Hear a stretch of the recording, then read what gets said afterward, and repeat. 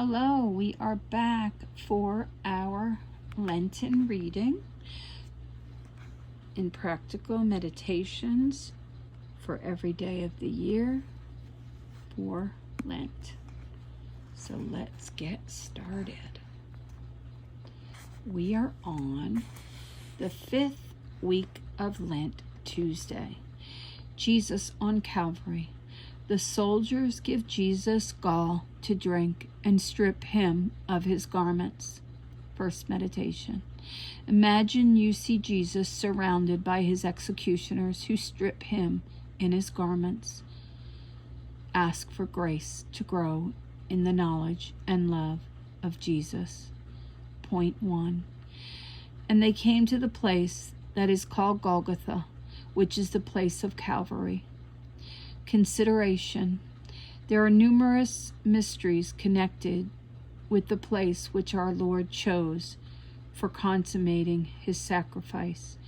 It was the spot where God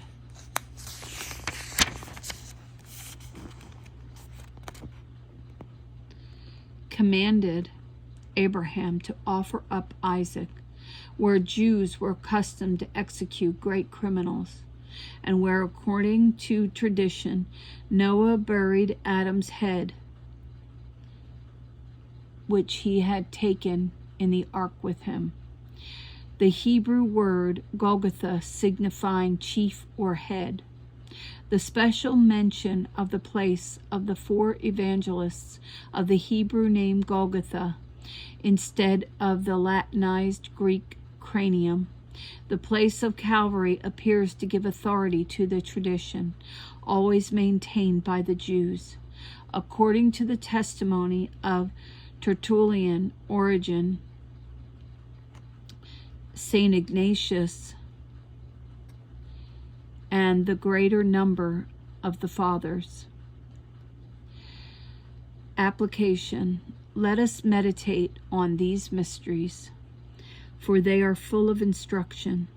The sacrifice of Jesus, recalling to mind that of Abraham, should inspire us with love and gratitude to him and his eternal Father, who thus fulfilled the typical sacrifice of the great patriarch.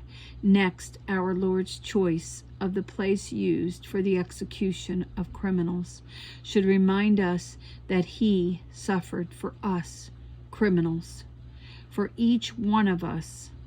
And lastly, his dying on the spot where lie the ashes of our father Adam should show us how his death destroys the empire of death and gives us a right of life eternal.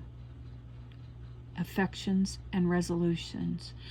Wow, I did not know that about Adam being buried there, or it being the place where Abraham, where he commanded Abraham to offer up Isaac. I didn't realize. For some reason, sometimes things don't click, and then suddenly it clicks. That's why the more spiritual reading you do, the better. The more you become intimate and close with God and understand everything he went through, so that you can learn to love him, because we have to learn to love him. Because when you love someone, you spend your time with them. Point 2. And they gave him wine to drink, mingled with gall, and when he had tasted it, he would not drink. Consideration. It was the custom to give those condemned to death wine mixed with myrrh, either to strengthen them or to partly destroy their sense of feeling.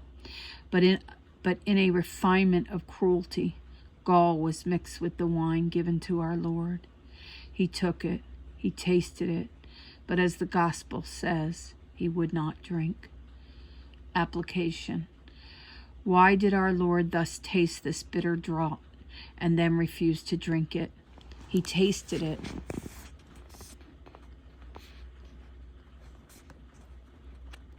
First, to suffer in the sense of taste, which his executioners had not been able to touch. Secondly, to expiate our intemperance and sensuality in the use of food. Thirdly, to encourage us after his example, to mortify our taste, or at least to resist our appetites, and never to exceed the bounds of religious temperance. On the other hand, he would not drink, because he would not in any degree assuage the sufferings which it was his will to endure to their utmost extent, affections and resolutions. Point 3. Jesus stripped of his garments. Consideration. The Roman law ordered that those condemned to be crucified should be stripped of their garments, thus adding shame to their other torments. Therefore Jesus, having tasted the bitter draught his executioners gave him, was despoiled of his garments, which by the weight of the cross and his frequent falls adhered so closely to his bleeding form that they could not be removed without opening his wounds and causing him fresh agony. Application. Why did our Lord will to suffer this fresh martyrdom of confusion and pain? To teach us and to encourage us by his example, never to withdraw from any sort of shame, suffering, or privation in his service, should we even become a laughingstock to the world and be deprived of everything, like the dead man carried out to burial.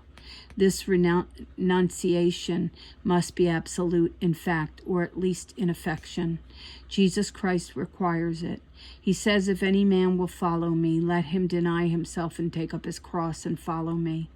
What should we think of the religious who dreads the ridicule with which the world treats his habit or his poverty, or of the religious who tries to please the world?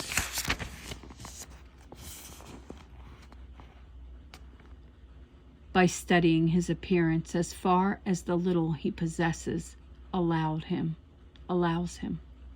Colloquy with our Blessed Lady.